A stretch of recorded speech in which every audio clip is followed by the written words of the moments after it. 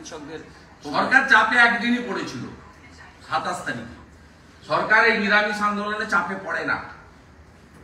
তৃণমূলকে আপনার থেকে আমি ভালো চিনি, 21 বছর করেছি। মমতা ব্যানার্জি কোনদিন সকাল 10টায় নবান্ন আসে না, ওই দিন 10টার আগে এসেছেন। ওই দিন তার মন্ত্রীদেরকে ডেকে এনেছেন, মন্ত্রীরা ওখানে ব্রেকফাস্টও করেছে, লাঞ্চও করেছে। এবং যখন একটার পর একটা ব্যারিকেড ভাঙছে তখন তিনি 14 তলাতে উত্তেজিত হচ্ছেন। 14,500 পুলিশ ডিপ্লয় করেছিলেন। গোটা পশ্চিমবঙ্গ থেকে সব জেলা থেকে জল কামান তুলে এনেছিলেন, গ্যাস ভর্তি বর্জ্য এনেছিলেন। জল কামান শেষ হওয়ার পরে নর্দমার জল দিয়ে বেড়েছেন অ্যাজিটেটরদের। আমার কাছে ভিডিও আছে, হাইড্রেন থেকে জল তুলে সাঁতরাগাছিতে জল কামানে ঢুকে পেরেছে। নড়াতে যদি হয় মমতা ব্যানার্জিকে 27 তারিখের মতো নড়াতে হবে, এসব করে কিছু হবে না, কোনো অনুভূতি নেই। আপনি বসে থাকুন না 7 দিন স্বাস্থ্য ভবনের সামনে, বয়ে গেছে, আর কি কিচ্ছু হবে না। যে ভোটে আমার কাছে হারার পরে শোভনদেব চ্যাটার্জির মতো জ্যান্ত লোককে পদত্যাগ করিয়ে ভোটে লড়ে মুখ্যমন্ত্রী হয়, তার কোনো অনুভূতি আছে ক্ষমতা ছাড়া? সব কিচ্ছু হবে না। ও জানি আমরা কি করতে হয়, তার প্রস্তুতি চলছে। জাস্টিস আমরা 18 তারিখ দেখব। আমি ধৈর্য রাখতে বলবো বাঙালিকে। দর্শক, গতকালকে এই সব বলেছেন শুভেন্দু অধিকারী, আর আজকে দেখলাম জুনিয়র ডাক্তাররা তারা নবান্নে গিয়েছিলেন মুখ্যমন্ত্রীর সঙ্গে বৈঠক করতে। যদিও সেই বৈঠক হয়নি, কারণ তাদের যে দাবি ছিল লাইভ স্ট্রিমিং করতে হবে, তাতে রাজি হননি মুখ্যমন্ত্রী, সেই জন্য বৈঠক হয়নি আর মুখ্যমন্ত্রী চলেও গেছেন। বলতে পারি কার্যত পাত্তা দেননি জুনিয়র ডাক্তারদের, আর জুনিয়র ডাক্তাররা ফেরত চলে এসছেন। এখন তাহলে বিষয়টা কি দাঁড়াচ্ছে? ওটাই যেটা গতকালকে বলেছেন শুভেন্দু অধিকারী, যে এই সবের মধ্যে কোনো অনুভূতি মুখ্যমন্ত্রীর নেই বা নবান্নের নেই, থাকার কথা না। এইসব নিরামিষ আন্দোলনকে উনি পাত্তা দেন না। মুখ্যমন্ত্রী তথা রাজ্য সরকার একদিনই ভয়টা পেয়েছিল, সেটা হচ্ছে 27শে আগস্ট। সকাল সকাল নবান্নে চলে এসেছিলেন, অন্যান্যদেরকেও সব ডেকে নিয়ে চলে এসেছিলেন, বিরাট পুলিশ বাহিনীকে চারিদিকে ঘিরে দাঁড় করিয়ে দিয়েছিলেন, ব্যারিকেড তৈরি করেছিলেন, তাতেও পারছিলেন না। জল কামান, জল শেষ, নর্দমার জল তুলে দেওয়া, অনেক চেষ্টা করেছেন। ওই একটা দিনই ভয় পেয়েছিলেন তিনি। বাদ বাকি যেসব মুভমেন্ট হচ্ছে এসবে কোনো অনুভূতি নেই, কোনো অনুভূতি নেই। ওনার কাছে ক্ষমতাটাই শেষ কথা।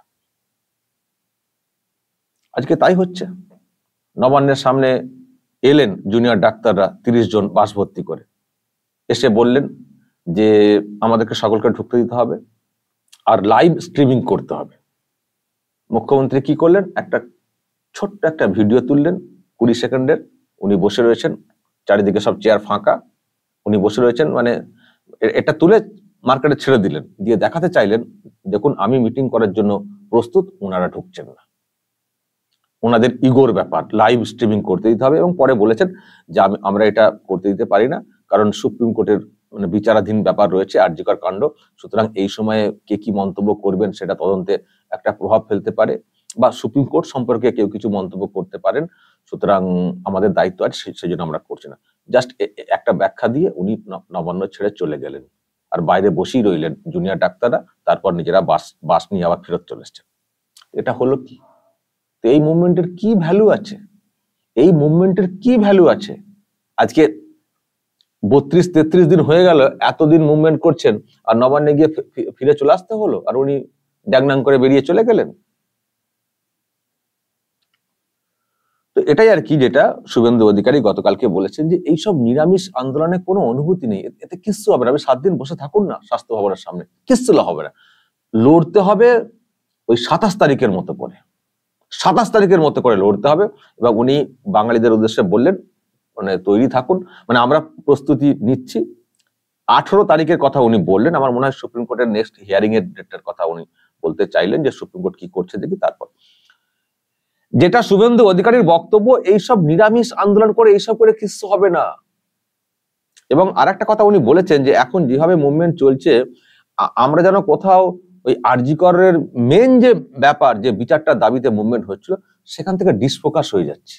এখন ঘরোয়া কিছু দাবি নিয়ে বিষয়টা হয়ে গেছে। ডাক্তার এখন ঘরোয়া তাদের ডিপার্টমেন্টাল কিছু দাবিতে তারা সীমাবদ্ধ হয়ে গেছেন। এখন বিচার চায়ের যে ব্যাপারটা, সেটাতে আর ফোকাস সে অর্থে দেখছি না। এটাও কিন্তু গতকালকে বলেছেন, এবং সেটা দেখছিও। তো বিষয়টাকে খেলো করে দেওয়া হয়ে গেছে কার্যত বলা যায়। তো এইভাবে কিছু হবে না, লড়তে হবে সলিড ভাবে। যে চেষ্টাটা হয়েছিল 27 আগস্ট, এই কথাটা উনি কিন্তু জোর গলাতে বলেছেন। আমিও দর্শক সেটাই মনে করি, এইসব নিরামিষ আন্দোলনে কিছু হবে না। যারা আমার কথাতে ক্ষুণ্ণ হচ্ছেন, আমি দেখছি ডাক্তারদের মুভমেন্ট নিয়ে আমি কিছু কথা বলছি বলে কেউ ক্ষুণ্ণ হচ্ছেন, আজকে ক্ষুণ্ণ হচ্ছেন।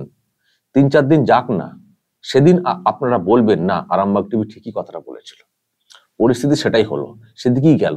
3-4 দিন অপেক্ষা করুন না, 17 তারিখ পর্যন্ত অন্ততপক্ষে অপেক্ষাটা করুন না, দেখুন না কোন দিকে যাচ্ছে,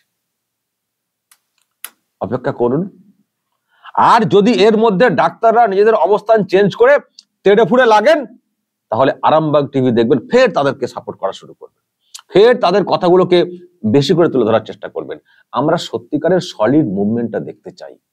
নিরামিষ হালকা হালকা নিজেদের কিছু ক্ষুদ্র স্বার্থ, এর জন্য তো বাংলার মানুষ আপনাদেরকে ওইভাবে সাপোর্ট করছিলেন না। বাংলার মানুষ সাপোর্ট করছিলেন অন্য একটা ভাবনা থেকে, নবান্নে গোল টেবিল বৈঠক করার জন্য না, যে মুখ্যমন্ত্রীর বিরুদ্ধে এত মানুষের এত অভিযোগ, এমনকি নির্যাতিতার মায়ের অভিযোগ রয়েছে, মিথ্যে কথা বলছেন মুখ্যমন্ত্রী, তার সঙ্গে বৈঠক করতে যাচ্ছেন নবান্নে। কি করবেন বৈঠক করে? বরং আপনাদের যেগুলো বলার, সেগুলো যেখানে করছেন মুভমেন্ট, সেখানে বসেই বলতে পারতেন। না মানলে আপনারা করবেন আপনাদের মতো করে মুভমেন্ট। সেই নবান্নে ছুটছেন, বাস ভর্তি করে ছুটছেন। মুখ্যমন্ত্রীর মানে মুখ্য সচিব বলে দিয়েছেন লাইভ টেলিকাস্ট করবো না, তারপরেও ছুটলেন। কি হলো? জামা খসে চলে এলেন তো? যে চিঠি দেওয়া হয়েছিল বলে দেওয়া হয়েছিল যে লাইভ টেলিকাস্ট করবো না, তারপরেও কেন গিয়েছিলেন নবান্নে বাস ভর্তি করে? গেলে আপনাদের হয়ে যাবে, হলো, বা সেই দাবিটা করতে পেরেছেন? ওখানে অবস্থান করে এবার কিছু একটা মুভমেন্ট করে করতে পেরেছেন? তাহলে লাইভ স্ট্রিমিং হবে না বলে দেওয়া হয়েছিল, তারপরও আপনারা গিয়েছিলেন, গিয়েও সেই অর্থে কিছু করতে পারলেন না, আদায় করতে পারলেন না। মুখ্যমন্ত্রী ডাং ডাং করে বেরিয়ে চলে গেলেন, আপনাদেরকে একটা অন্য পলিটিক্সে কার্যত ফাঁসিয়ে দিয়ে। আর অন্য পলিটিক্স বলতে ওই যে মানে উনি বসে রয়েছেন, আপনি মিটিংয়ে গেলেন না, ডকুমেন্ট হয়ে গেল, ওটা সুপ্রিম কোর্টে দেখানো হবে, আর আপনারা বাড়ি চলে এলেন। তাহলে কি লাভটা হলো? তো জেনে শুনে বাঁশ হয়ে ঘর চলে এলেন ঘুরে। লাইভ স্ট্রিমিং হলো না, বৈঠক হলো না, চলে এলেন। তো গেছিলেন কেন নবান্নে? নবান্নে যেতে হবে কেন? আপনাদের এত বড় মুভমেন্ট, এত বড় শক্তি, নবান্নে ছুটতে হবে কেন? নবান্ন আপনাদের পিছনে ছুটবে যদি আপনাদের অবস্থান ঠিকঠাক থাকে, যদি স্ট্রং থাকে। সেই জায়গাটা তো আপনারা নষ্ট করে ফেলেছেন। যখন মানুষের পুরো সাপোর্ট ছিল আপনাদের পাশে, আপনারা সেই জায়গাটাকে ইউজ করতে পারেননি কোনো কারণে, কারো দ্বারা মিসগাইড হয়ে। আর এখানকার যে বিরোধী দল প্রধান, তাদেরকে তো আপনারা পাত্তাই দেননি। আর যে কোনো মুভমেন্ট করতে গেলে যদি শাসকের সঙ্গে তো লড়াই হবে, শাসক মানে উল্টো দিকে বিরোধী, যদি বিরোধীদের সাপোর্টটা না নেওয়া হয়, যদি বিরোধীদের সাপোর্টটা না থাকে, সেই মুভমেন্ট বেশি দূর কন্টিনিউ করা যায় না।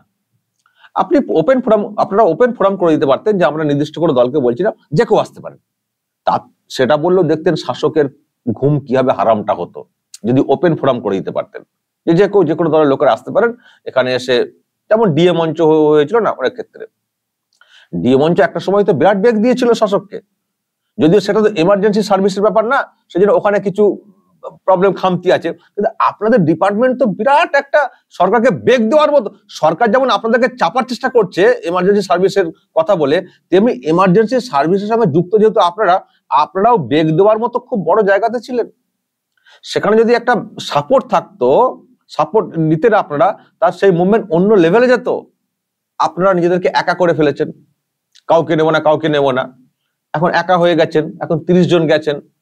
আপনাদের যে ফোর্স, আপনাদের যে শক্তি, সেটা কোনো ফিলই করছে না শাসক, যে আপনাদের বিরুদ্ধে আপনাদের সঙ্গে বিরাট কিছু লোকজন আছেন বলে। ওই কিছু মানুষ স্বতঃস্ফূর্তভাবে বিস্কুট ফিস্কুট দিচ্ছেন, ওতে শাসক চাপে পড়বে না। শাসক তখনই চাপে পড়বে যখন জনগণ পুরো ক্ষিপ্ত হয়ে থাকবেন আপনাদের হয়ে সরকারের প্রতি, এবং সেখানে পলিটিক্যাল ব্যাকআপটা একটা বড় ব্যাকআপ। আর পলিটিক্যাল ব্যাকআপটা অচ্যুত কে বলেছে? পলিটিক্যাল ব্যাকআপটা অচ্যুত কে বলেছে? এতে তো শাসকের সুবিধা হচ্ছে, ব্যাকআপটা নেই বলে। আর এই শাসকই একটা সময় কি করেছিল, আমি তো আগের দিনে বলেছি, রিজওয়ানুর প্রিয়াঙ্কা কাণ্ড ব্যক্তিগত ব্যাপার, ছেলে মেয়ের প্রেম ভালোবাসা ইত্যাদি ব্যাপার, সেখানে ঢুকেছিল না তৃণমূল কংগ্রেস। সিঙ্গুরে মানে কৃষি জমি রক্ষা কমিটি, নন পলিটিক্যাল ব্যানারে মুভমেন্ট শুরু হয়েছিল, সেখানে তৃণমূল কংগ্রেস ঢোকেনি। নন্দীগ্রামে ভূমি উচ্ছেদ প্রতিরোধ কমিটি তৈরি হয়েছিল নন পলিটিক্যাল ব্যানারে, নাগরিক মঞ্চ, সেখানে তৃণমূল কংগ্রেস ঢোকেনি। ঢুকেছিল বলে সেসব মুভমেন্ট বেগ পেয়েছিল, সেখান থেকে একটা রাস্তা বেরিয়েছিল।